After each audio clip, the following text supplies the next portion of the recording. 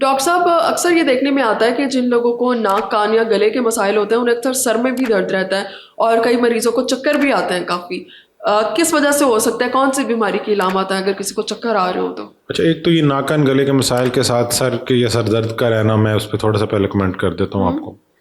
नाक कान और गला basically floor of the brain, मतलब के ऊपर हमारे दिमाग है, खोपड़ी है, और उससे नीचे का जो रीजन है वो आंखें हैं, सामने नोज है, कान है, और ये नाक और कान के और इसी रीजन के दरमियान की चीज़ें हैं। तो ये बेसिकली नाक से भी जो एक हम ऊपर जाते हैं सांस के रास्ते, सांस अगर ऊपर जाता है तो एक रास्ता हलक की तरफ जा रहा है और एक रास्ता क्रिब्रिफॉर्म प्लेट मतलब स्कल बेस की तरफ जा रहा है, जहाँ से हम स्मेल करते हैं चीज़ें। तो नाक की बीमारियां और कान की बीमारियां हेडेक्स दे देती हैं, ये कोई नई चीज़ नहीं है, बिल्कुल हो सकता है, बिल्कुल कॉमन है, बिल्कुल।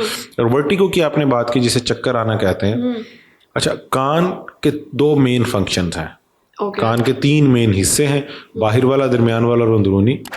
और कान के 2 मेन फंक्शन है। मेन फंक्शन जो हैं कान के, उनमें से एक है सुनना, समात, और दूसरा फंक्शन है बैलेंस। अच्छा, कई लोगों के लिए ये चीज़ बिल्कुल नहीं होगी।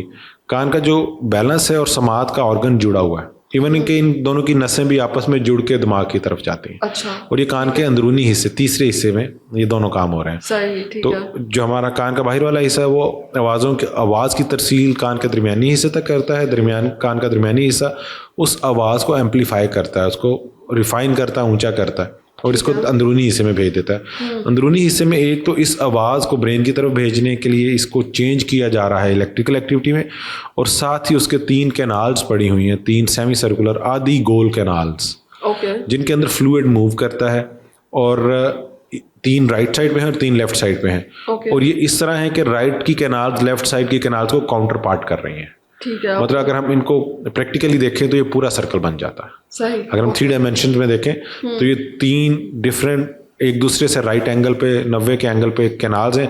3 आप समझ लें कि पूरे सर्कल्स हैं, आधे राइट ईयर में आधे लेफ्ट ईयर में, उनके अंदर फ्लूइड मूव करता है।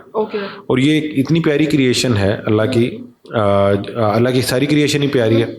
और इस फ्लूइड की मूवमेंट के साथ हमारी बॉडी सेंस करती है, जैसे हम राइट को टिल्ट कर रहे हैं तो कुछ कैनाल्स में फ्लूइड क्लॉकवाइज मूव करेगा, और लेफ्ट साइड की कैनाल्स में फ्लूइड कुछ कैनाल्स में एंटी क्लॉकवाइज मूव करेगा, और वाइस वर्सा। तो 6 की 6 कैनाल्स में फ्लूइड की जो मूवमेंट है वो एग्जैक्टली हमें, अगर हमारी आंखें बंद भी हैं तो हमारे ब्रेन को एक इन्फॉर्मेशन दे रही है कि हम बैलेंस में कहाँ पे हैं। अच्छा, अगर बैलेंस को हम मजीद डिटेल में देखें तो सिर्फ इन्फॉर्मेशन ब्रेन को कान से नहीं जा रही, आंखों से भी जा रही है। ठीक है। तो आंखें भी अपना एक सिग्नल दे रही हैं ब्रेन को, जो उसका बैलेंस का सेंटर है, और हमारे जॉइंट्स भी उसको इन्फॉर्मेशन दे रहे हैं कि हम कितने डिग्री टिल्ट हैं, राइट पे, लेफ्ट पे, आगे पीछे, इन 3 डायमेंशनल स्पेस।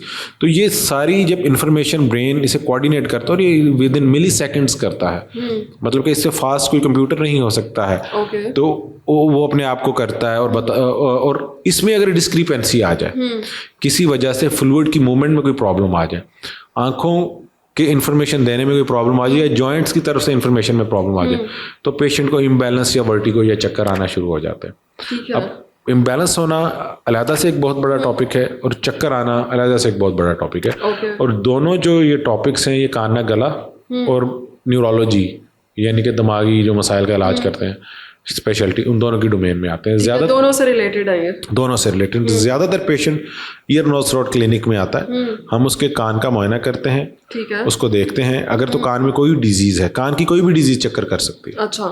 क्योंकि अगर क्योंकि कान का जो अंदरूनी हिस्सा है वो बैलेंस का ऑर्गन भी है। तो वहाँ पे अगर कोई सोजिश है, इन्फेक्शन है, रेशा है, या कि वहाँ पे कोई ऐसी डिस्ट्रक्टिव डिजीज़ चल रही है, या खुदा न खास्ता कान के दरमियानी अंदरूनी हिस्से में कोई कैंसरस प्रोसेस चल रहा है, या कोई भी ऐसी बीमारी है जो कि उसको डिस्ट्रक्ट कर रही है, तो उसमें पेशेंट में इम्बैलेंस और चक्कर आएंगे। ठीक है, मतलब अगर किसी को चक्कर आ रहे हैं तो उसे एक दफ़ा कान के डॉक्टर को भी ज़रूर दिखा लेना चाहिए। आइडियली दिखा लेना चाहिए। समटाइम न्यूरोलॉजिस्ट के पास आप जाते हैं तो न्यूरोलॉजिस्ट भी सेम ही लॉगरिथम पे काम करता है, ठीक है, मिलता जुलता ही। समटाइम वो हमारे पास भेज देते हैं पेशेंट्स कि आप इसको अपनी ईयर की कंसल्टेशन कर लें जब उन्हें लगता है, और समटाइम हम उनके पास भेज देते हैं अगर हमारा रीजन क्लियर है और हमें पता है कि ये जो वर्टिगो, ये चक्कर है, ये पेरिफेरल नहीं है, ये सेंट्रल ओरिजिन का है, यानी कि ये दिमाग के हायर सेंटर से रिलेटेड है।